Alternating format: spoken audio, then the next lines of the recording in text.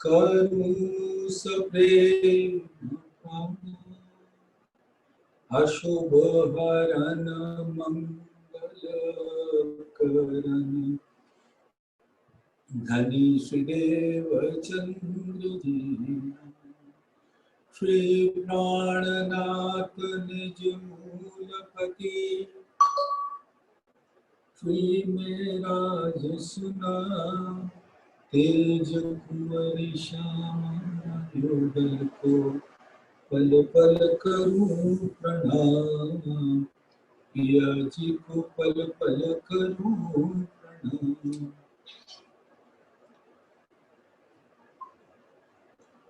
प्रथम लागू दो चरण को धनिये न छुड़ायो खिन कली लाल एड़ियां मेरे जीव के जीवन इन पांव तले पड़ी रहूं धनी नजर खोलो बातू पलनावारू निर्खुनित मेरे जीव के जीवन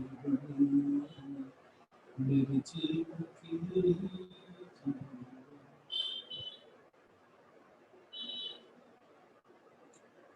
धामधनी अक्षर तीर्थ के परम प्यारे लाडले सुंदर साज ओ आशिका धामधनी की असीम अनुकंपा मेहर और नूर की बारिश तारतम की हो रही और हम सब सुंदर साथ को धामधनी ने अपने हुक्म से अपनी मेहर की छतरी के नीचे खड़ा कर दिया और ऐसे सुंदर धामधनी के दिल से प्रकट हुए इल्म के सागर में झीलने का सुअवसर प्रदान किया। आइए सुंदर साथ श्री कलश हिंदुस्तानी का प्रकरण 9 विरह को प्रकाश राग आसावरी में उतरी थी ये वाणी।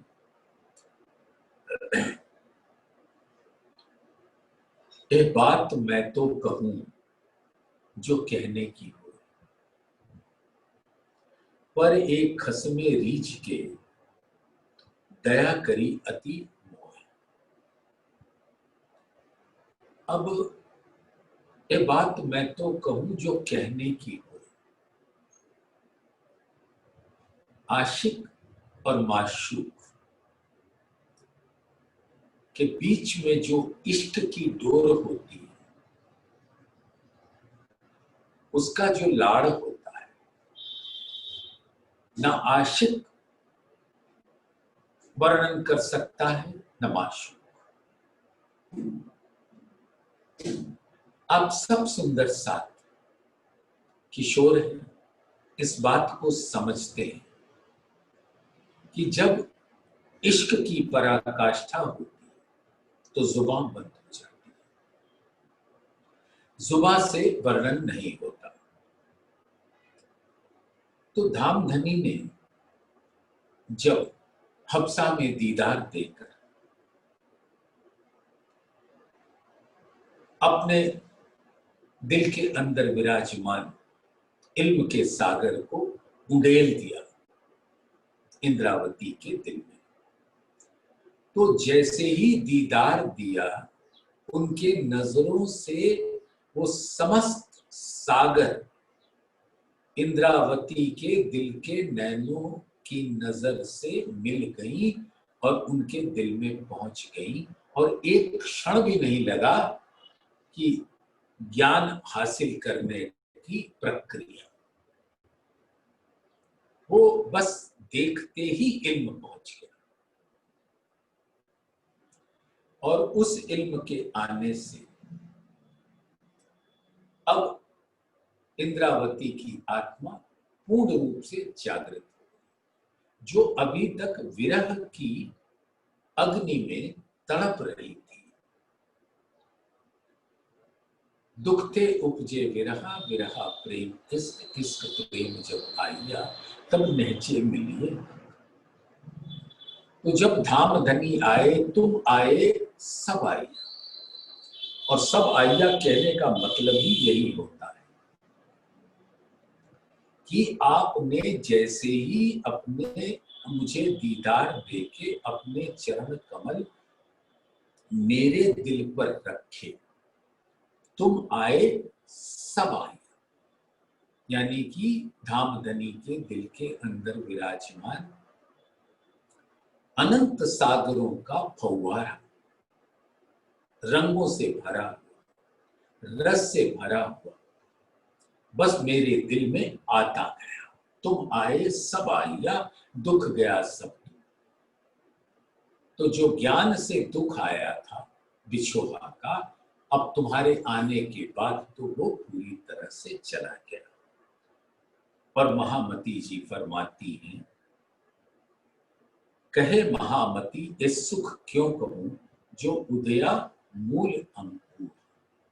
अब मेरी आत्मा ने जब अपने मूल स्वरूप को देखा और आपके मूल स्वरूप जुगल स्वरूप को देखा, तो जो आनंद की लहरें मेरे दिल में प्रवाहित होने लगी, उसका बयान मैं नहीं कर पा रही। तो ये जो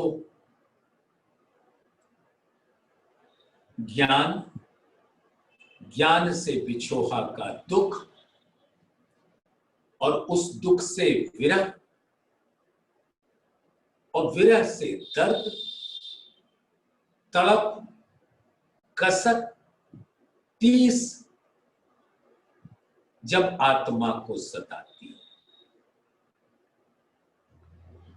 तो उसके बाद जब दीदार देते हैं तो अनंत सुख प्रवाहित होता है, अनंत आनंद प्रवाहित होता है।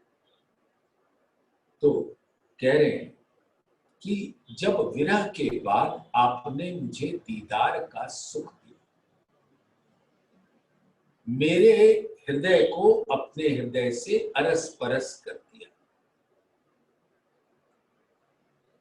तो इस प्रक्रिया को बयान नहीं किया जा सकता, और वो भी सरे बाजार। अब समस्या ये है कि सभी आत्माएं वाहिदत के स्वरूप हैं, एक दिल है, और उन वाहिदत के स्वरूप जो परम धाम में वाहिदत के स्वरूप हैं, यहां जीवों पे बैठकर इल्म को ग्रहण तो कर रहे हैं, लेकिन जो वहदत स्वरूप परम धाम में होता है कि एक को रस मिला तो सबको उसी क्षण मिल जाता है, लेकिन इस ब्रह्मांड में ऐसा नहीं होता। इस ब्रह्मांड, ये उद्यम का ब्रह्मांड है, कसरत का ब्रह्मांड है, और सब आत्माओं को अपने उस मानव तन में बैठकर जीव को ये दिशा निर्देश देना होगा कि इस तन से उद्यम करो, यानी वाणी पढ़ो, चितवन करो, सत्संग करो, और 24 घंटा में अधिकांश भाग अपने धाम धनी की याद में गुजारो। परम धाम में कुछ नहीं करना पड़ता, दिल में लिया और हो गया।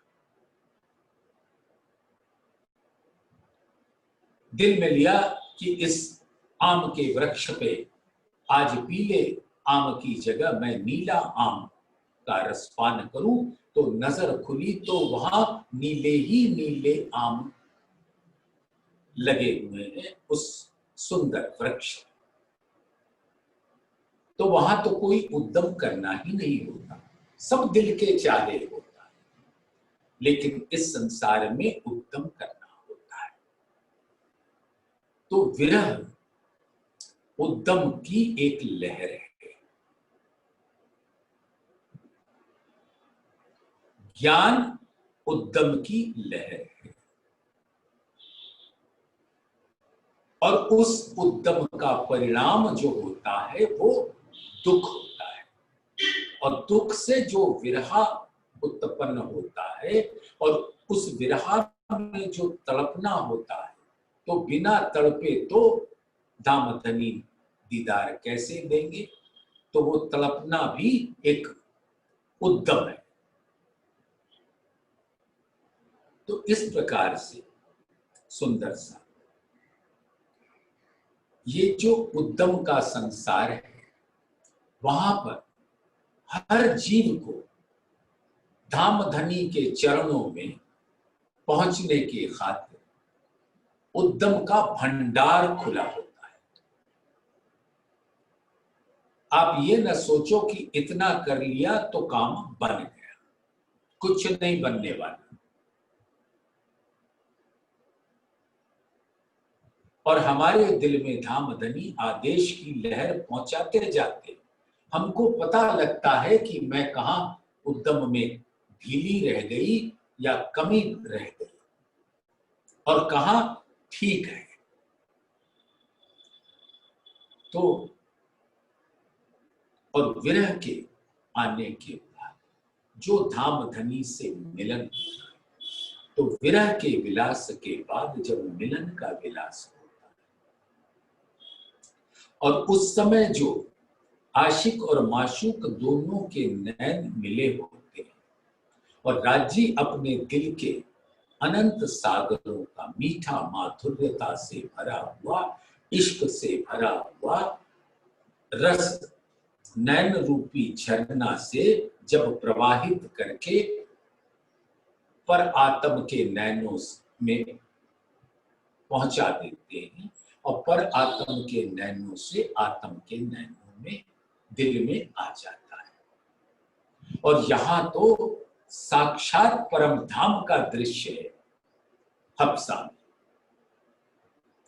जहां धामधनी अपने नूरी इश्कमयी जुगल स्वरूप से दीदार दे देते, क्योंकि उसके पहले 6 महीना विरह की मानो पराकाष्ठा थी, जब तन भी छोड़ दिया, श्वास भी छूटा, जीव भी छोड़ दिया, तन भी छोड़ दिया, तब जाकर दीदार हुआ। तो हम में से कौन सा सुंदर साथ ऐसा विचार करता है कि थोड़ी बहुत वाणी पढ़ ली, थोड़ा बहुत सत्संग कर लिया, चलो बार बार कहा जाता है चितवन करने के लिए, चलो थोड़ा बहुत चितवन कर लेते हैं। अब समय कहां मिलता है ये सब करने का, लेकिन बार बार सुनाया जा रहा है। तो धामधनी के प्रति श्रद्धा तो है, विश्वास तो है, तो चलो थोड़ा बहुत कर लेते हैं। लेकिन सुंदर साथ विछोहा का पराकाष्ठा, फिर विरह की पराकाष्ठा, फिर दर्द की पराकाष्ठा, फिर उद्यम की पराकाष्ठा। बहुत मेहनत करनी पड़ती है। मेहनत यानी ये उद्यम का ब्रह्मांड है, कसनी बहुत करनी पड़ती है। वो तो धामधनी हम सबको बहलाने के लिए कह देते हैं, मेरे दिल की देखियो दर्द ना कछु इश्क, ना सेवा ना बंदगी ए मेरी पीतक, क्यों मेहर मुझ पर भई ये थी दिल में सक, मैं जानू मौज महबूब की वो देत आप। तो हम तो उस मौज की इंतजार करते रहेंगे कि धामधनी जब चाहेंगे तो दे ही देंगे, क्या फर्क पड़ता है। अभी तो चीखना खाओ, मीठे पलंग पे लेटो और कोई विजन दुलाए, पांव दबाए और उस आनंद में रहो। तो इस प्रक्रिया से धामधनी का दीदार नहीं, हाँ साक्षात दीदार चलो जब होगा तब होगा, लेकिन कम से कम इल्म के द्वारा जो उनका स्वरूप है वो हर घड़ी हर पल मेरे दिल के नैन की नजर के सामने खड़ा रहना चाहिए। नूर तारतम भी होता है, तारतम नूर है। नूर यानी धामधनी के दिल से प्रकट हुआ, इसलिए नूर है। और धामधनी का जो हकीकत का स्वरूप है, जुगल स्वरूप, वो भी नूर का ही प्रकट स्वरूप, इसलिए वो भी नूर। जमाल श्यामा जी के संग जुगल स्वरूप। तो इंद्रावती को इतनी कसनी के बाद, इतनी सेवा के बाद, इतने उद्यम के बाद, इतनी पीड़ा के बाद दीदार मिलता है। चलो, इस ब्रह्मांड में हम उस काबिल नहीं है कि जितनी कसनी मेरे इंद्रावती सखी जी ने किया उतनी हम कर सके। चलो मत करो, लेकिन उनकी याद तो हर घड़ी अपने दिल में बनाए रखो। और जो धामधनी ने जुगल स्वरूप का बयान किया वो हमारे दिल के समक्ष है। तो इल्म का स्वरूप तो रहे, ये जो सुख स्वरूप के आशिक यही आराम, बस जो इल्म के द्वारा स्वरूप प्रकट हुआ, आशिकों का आराम उसी स्वरूप में है। जो लो इश्क न आवही तो लो इलम यही विश्राम, तो इलम में विश्राम। तो इतना तो उद्यम कर सकते हैं कि हम इस काबिल भी नहीं कि धामधनी के स्वरूप को अपने दिल में रख सके। लेकिन एक बात बता दूं सुंदर सा, धामधनी तो अल रहमान है, मेहरबान। जैसे जैसे उनका स्वरूप दिल में आता जाएगा, वैसे वैसे वो इश्क का रसपान कराते चलेंगे, क्योंकि धामधनी के हर अंग से इश्क का सागर बहता है और हमारी निस्बत है उस तन से भी और उस दिल से भी। लेकिन जब इश्क का रसपान होने लगता है तो उस बात को कहना बहुत मुश्किल है। यह बात मैं तो कहूं जो कहने की होए। परम धाम में रंग महल के अंदर 5वीं भोग पर जो रंग पर वाली मंदिर के अंदर धामधनी से इश्क का सुख लिया सारी रात। अब इल्म से वो जानी तो याद आई तो दिल अब बल्लियों उछलने लगा उस स्वरूप को ग्रहण करने का, उस रस को प्राप्त करने का। उछलता है दिल, और जब ये उछलेगा तो जानो इश्क की लहरें आनी प्रारंभ, क्योंकि उससे जुदा हो गए। जो रस हमें परम धाम की हकीकत और मार्फत का मिलता था वो अब नहीं मिलता। तो विरह नहीं होगा तो और क्या होगा। तो ना मैं विरह का दर्द बता सकती हूं, ना मिलन का सुख बता सकती हूं, मैं कुछ भी नहीं कर सकती। इसलिए पहले चरण में कह दिया, यह बात मैं तो कहूं जो कहने की होए। पहले दो चरण ये बात नहीं कही जाती, ये आशिक माशूक का विरह विलास की बात है और मिलन विलास की बात है। ये सरे आम नहीं कही जा सकती। पर एक खसमे रीझ के दया करी अति मोह, लेकिन धामधनी तो मेहरबान।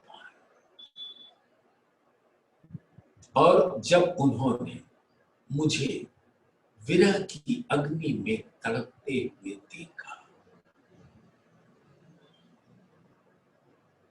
तो उनके दिल में आया, अब मेरी आत्मा को और न तरसाऊं। ये दीदार चाहती है तो इसको दीदार का सुख दे, और अपनी नजरों से इसको अनंत सागरों का रस पिला, तब तक खेल। और जैसे ही दीदार दिया, धामधनी के दिल से सभी तारतम का उजाला हो।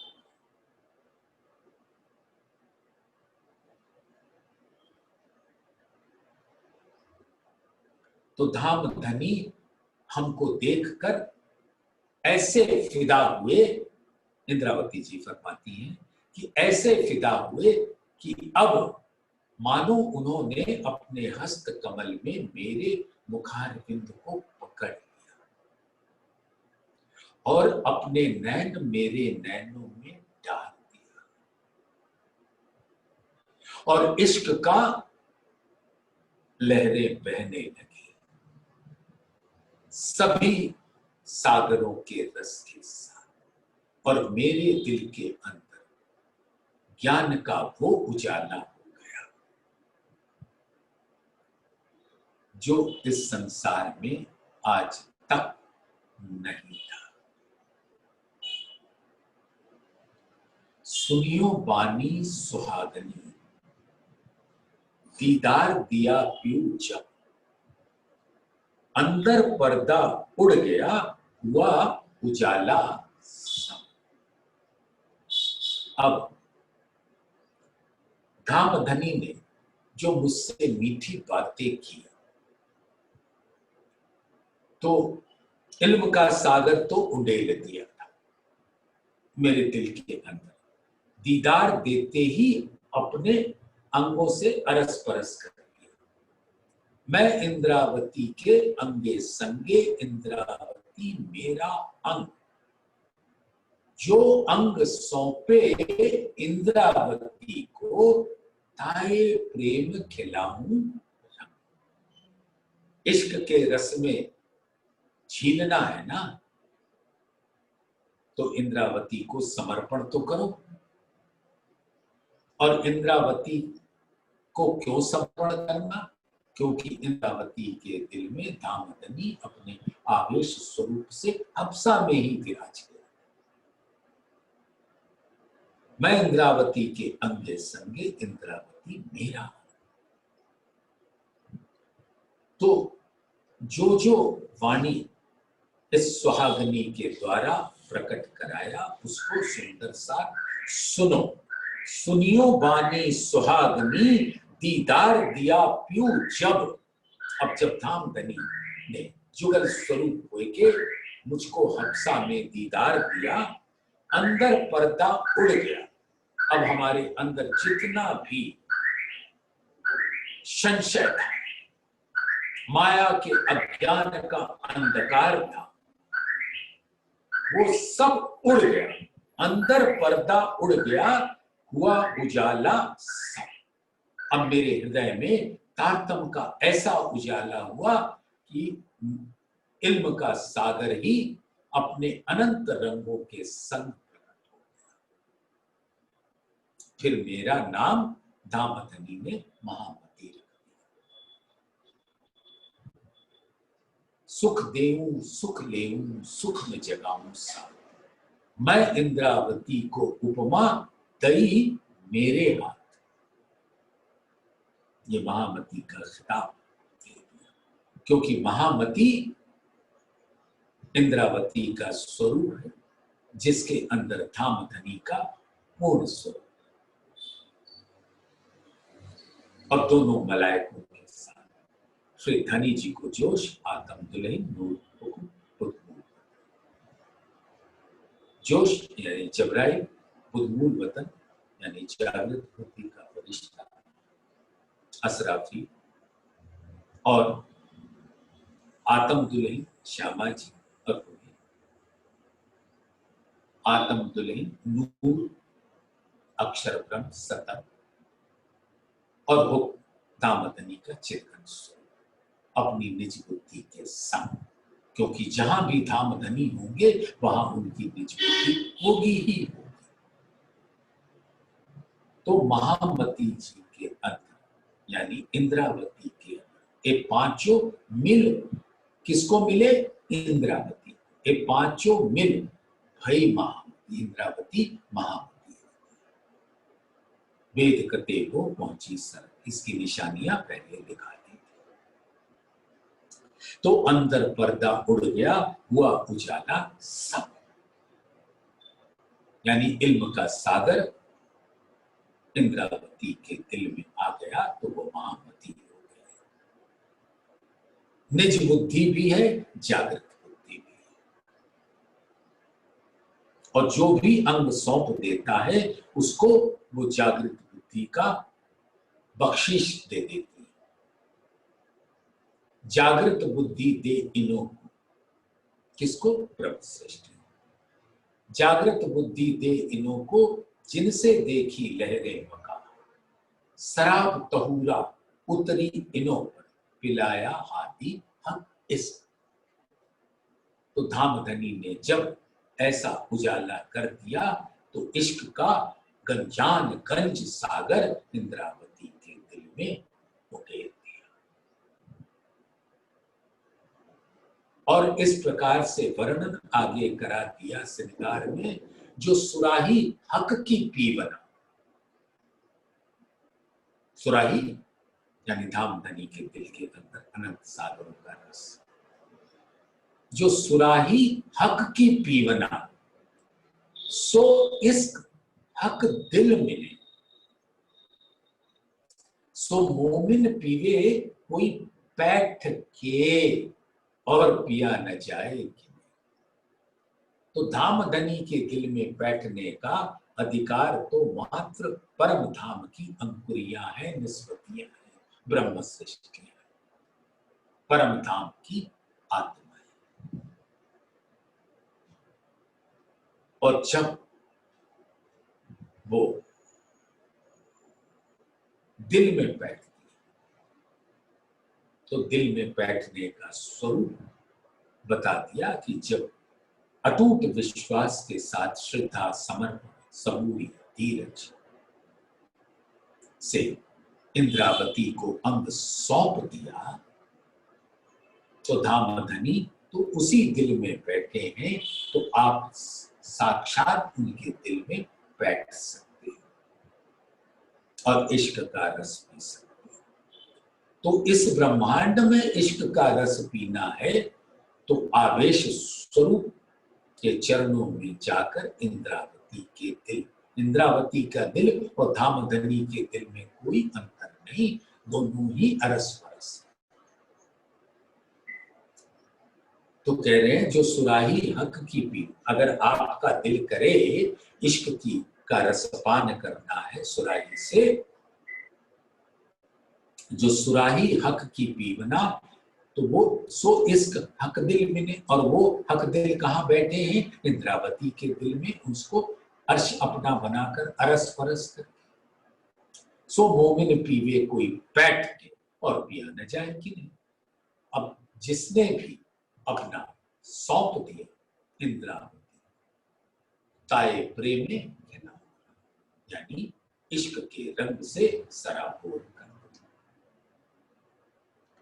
पिया, जो पार के पार है तिन खुद खोले। तो अब इंद्रावती जी हफ्से में ये सारा जो कुछ हुआ उसका बयान करके सब सुंदर साथ को सुन पहुंचा रही। और मैं आप सबसे गुजारिश करता हूं और खुद से भी गुजारिश करता हूं, क्योंकि हम तो इतने टेढ़े हैं ना, बिना गुजारिश के कुछ मानते ही। जब तक आपसे हमसे प्रार्थना न की जाए कि आओ भोजन प्राप्त कर लो, तब तक मैं उठता ही नहीं। यानी कोई हमको मनुहार करे, आओ उठो भोजन करो। और फिर कभी कभी ऐसा विचार आता है, छोड़ो कहां जाएंगे, यहीं ला दो। सब सुंदर साथ अपने घर में इसका अनुभव कर चुके, इतना भी उद्यम करने की ख्वाहिश नहीं रहती। इतने आलस्य और प्रमाद का जीवन बिता रहे। यही तो इंद्रावती जी विरह का अनुभव करा रही है। पिया जो पार के पार है, निराकार के पार थे तिन पार के भी। पिया जो पार के पार है, पार यानी योग माया का ब्रह्मांड, निराकार से परे है योग माया का ब्रह्मांड बेहद भूमि, और उसके परे है लाहू परम धाम अर्श असी। पिया जो पार के पार है और वो परम धाम उनका स्वरूप है, वो वही विराजते हैं, वही उनका अर्श है। तिन खुद खोले द्वार, तो उन्होंने खुद ही जितने ताले थे सब खोल दिए। निराकार मंडल भी एक ताला है, और जब तक खोलो नहीं उसके पार नहीं जा पाते। फिर योग माया का ताला, उसको खोलो नहीं तो पार नहीं जा पाते।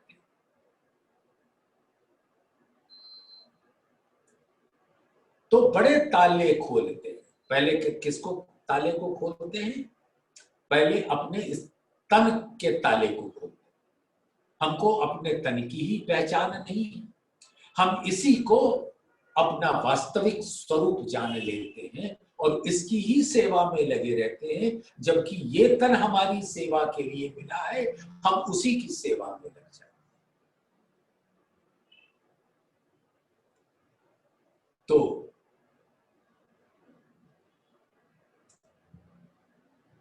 तन की ही पहचान ना हुई।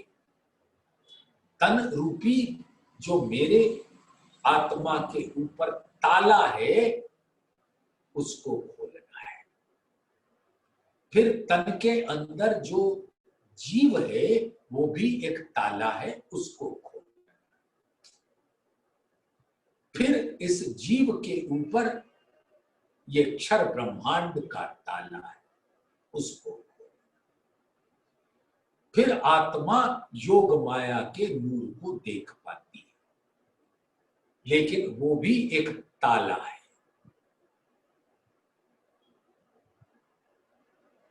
उसको खोलना। तो ये खोलेगा कौन? ना जीव खोल सकता, ना आत्मा खोल पाती, ना तन खोल पाता, ना अक्षर ब्रह्मांड खुद खोलते। तो जाए कैसे?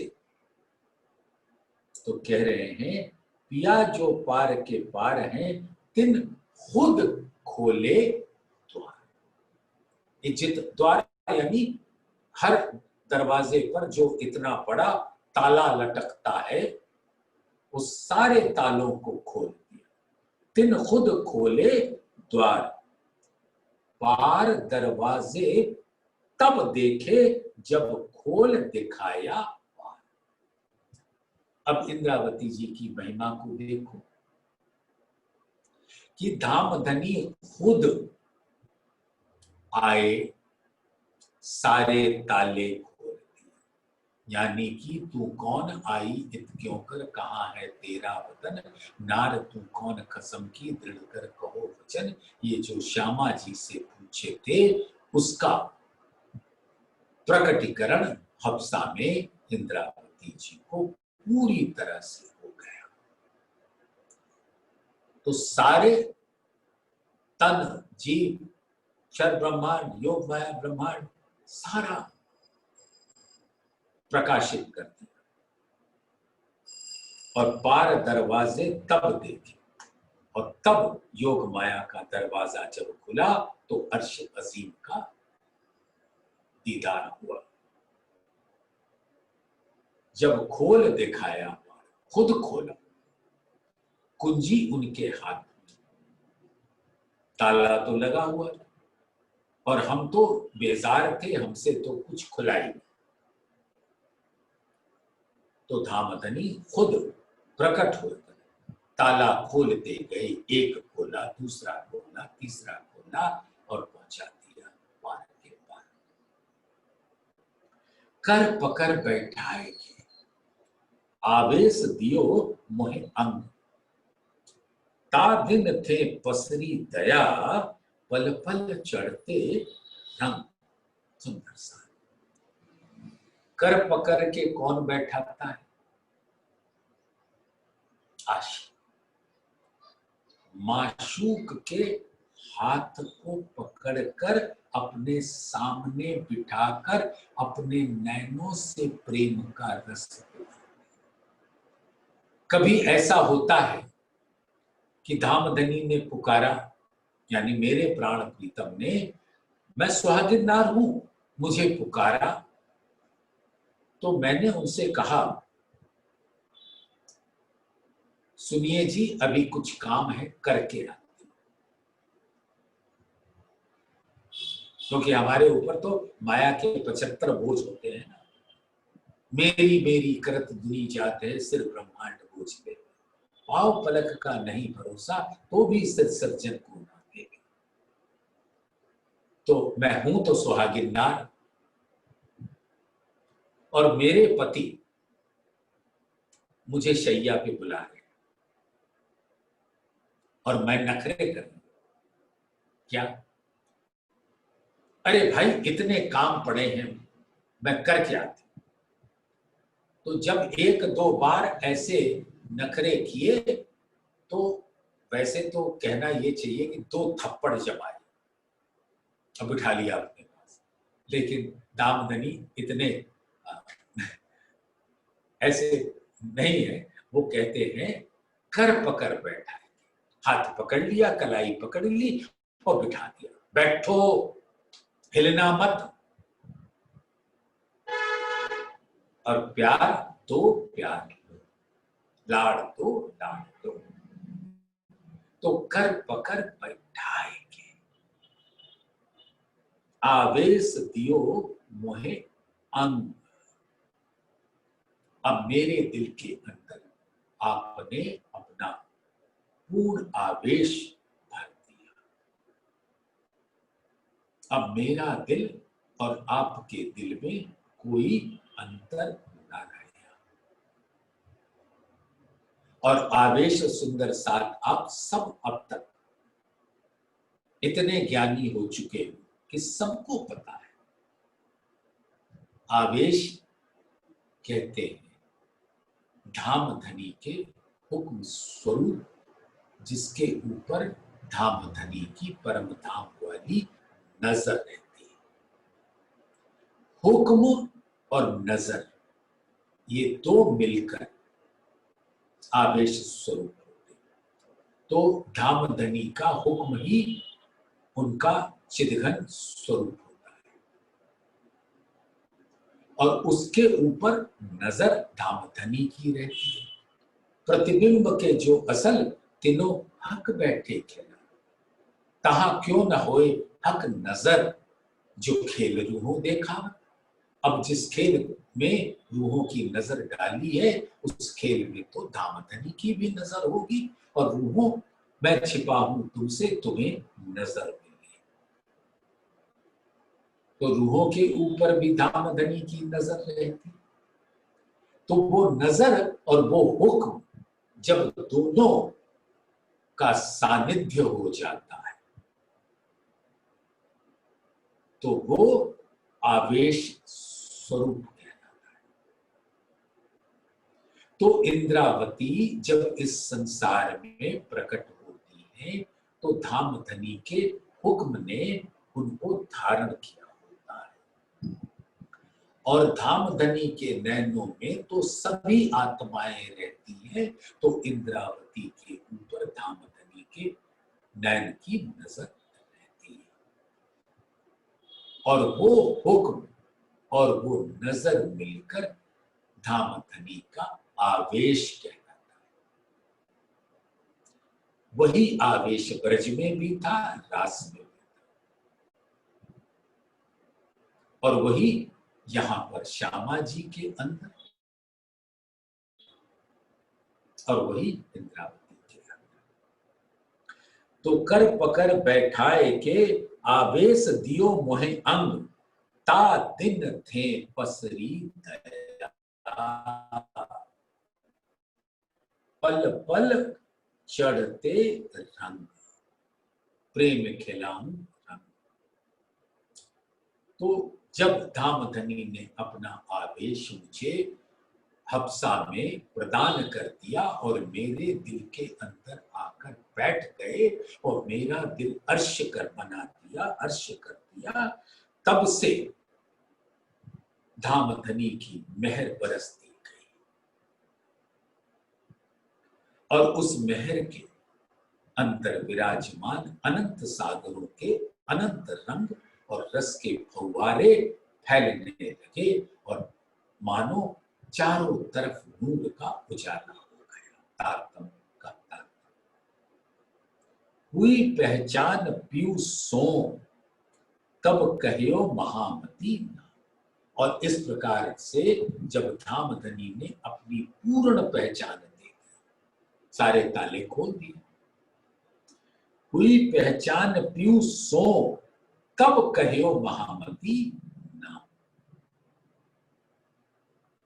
तब इंद्रावती को नाम धराया महामती। और महामती कौन, ये नाम कैसे दिया कि जिस तन के अंदर धामधनी की निज बुद्धि आ जाए वही महामती होगी। और उसके साथ तो मलायक रहेगी, जागृत बुद्धि भी रहेगी, जोश भी रहेगा।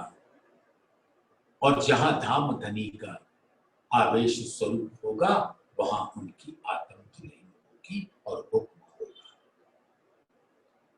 और नूर भी होगा, सतम। तो जब पिया की पहचान धामधनी ने दीदार देकर दे दिया, तब उन्होंने बताया कि आज से तेरी नाम, तेरा उपमा, तेरी नाम यानी पहचान, तेरी पहचान अब होगी महामती के नाम से। और ये खिताब मैं तुझे दे रहा हूं। मैं इंद्रावती को उपमा गई मेरे हाथ, अब मैं हुई जाहिर। अब ये मैं कौन सा मैं है, सुंदर साहब विचार सकते हैं? कोई कहेगा इंद्रावती की मैं, कोई कहेगा मरु के जीव की मैं, लेकिन ये हक की मैं है। धामधनी आ गए ना दिल में, तो उनकी मैं भी तो आ गई ना। अब मैं हुई जाहिर। तो ये कहते हैं अब इंद्रावती जी महामती जी जाहिर। तो वो जाहिर के पीछे जो रंग है वो है कि हक की मैं जाहिर हुई इस तन के द्वारा। और हक की मैं क्या, परम धाम की अनंत स्वरूप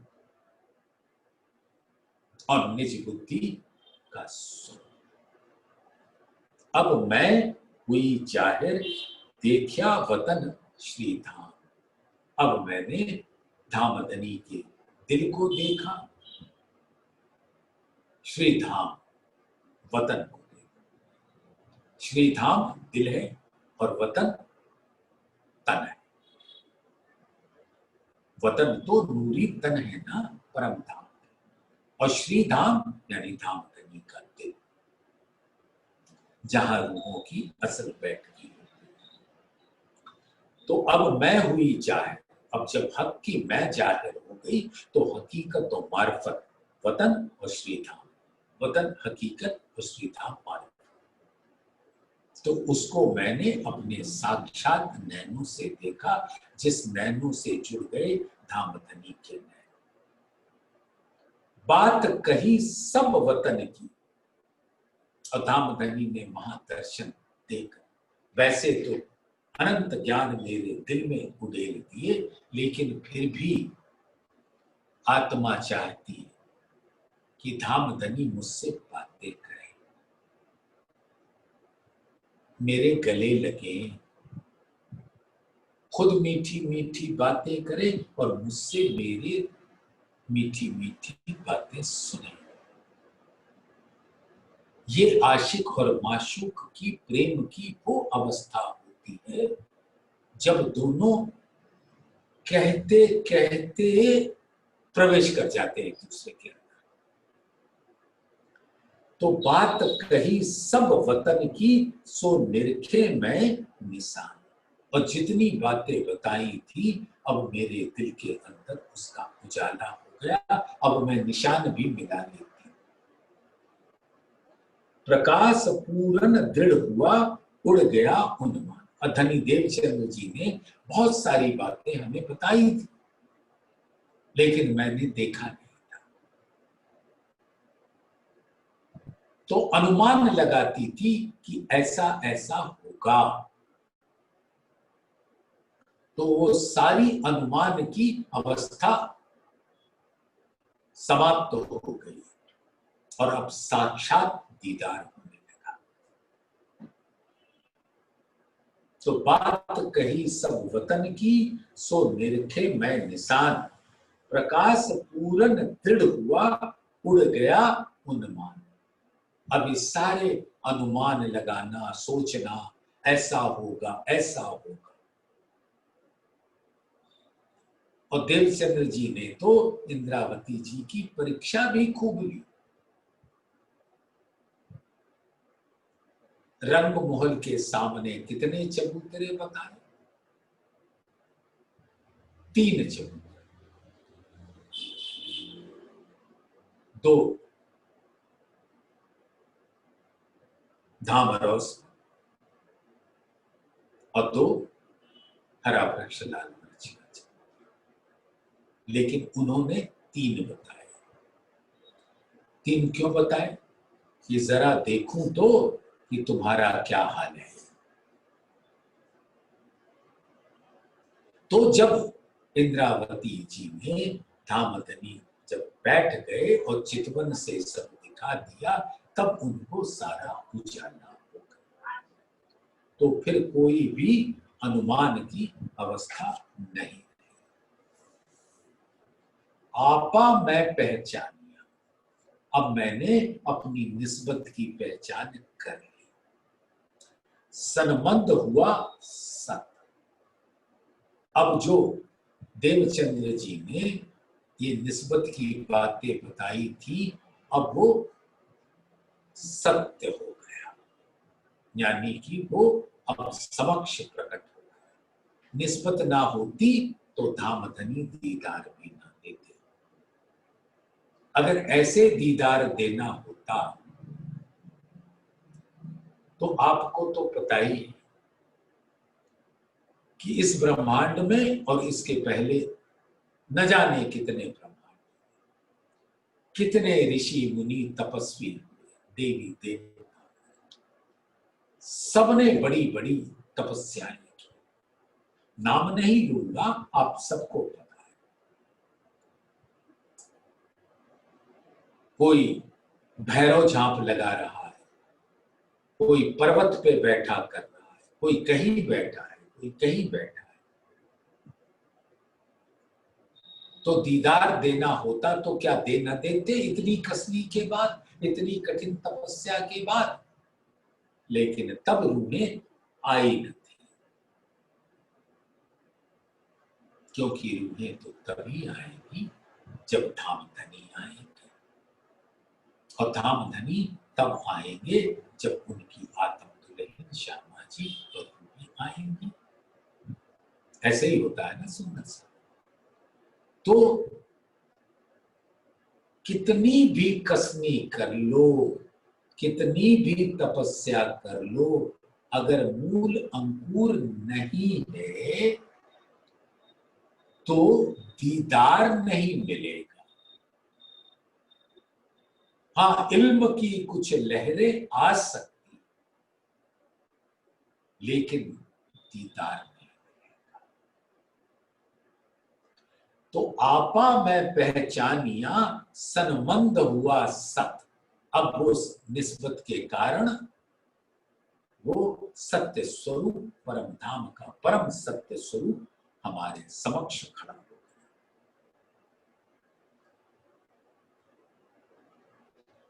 ए मेहर कही न जावही सब सुध परी उत्तपत। अब ऐसी धाम धनी की मेहर जो साक्षात जैसे उन्होंने दीदार दिया मेरे सद्गुरु धनी श्री देवचंद्र जी को, वैसे ही दीदार आपने मुझे हफ्सा में दिया। लेकिन एक अंतर फिर भी था। श्याम जी के मंदिर में अक्षरातीत ने परम धाम के श्रृंगार में दीदार दिया।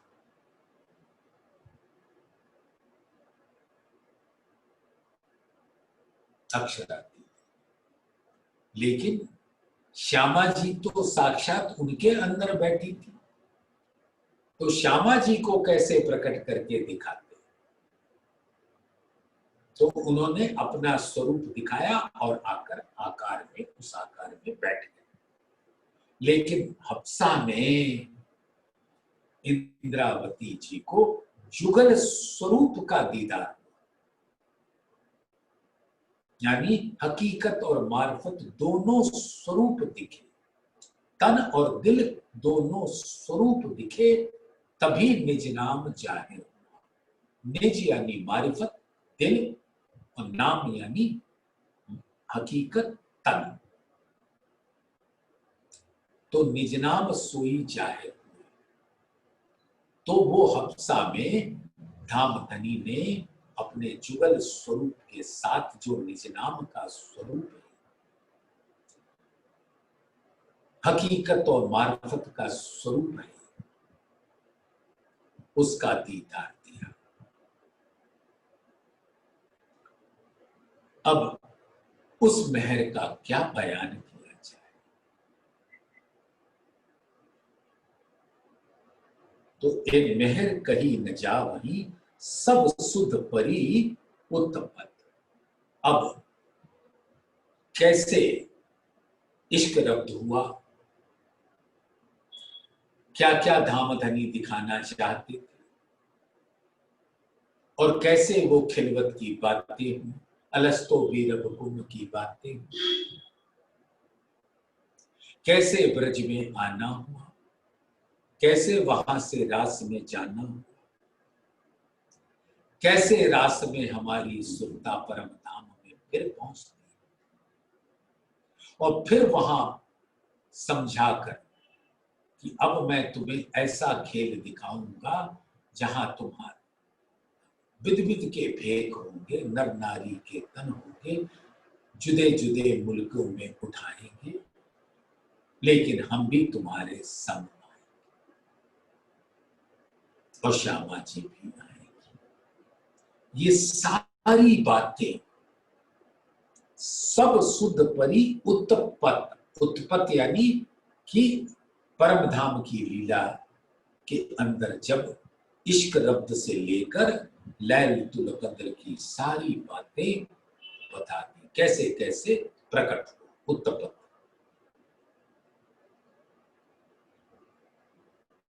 जैसे कहते हैं ना उत्पन्न हुआ, कैसे ब्रज में कैसे रास में, तो उत्पत।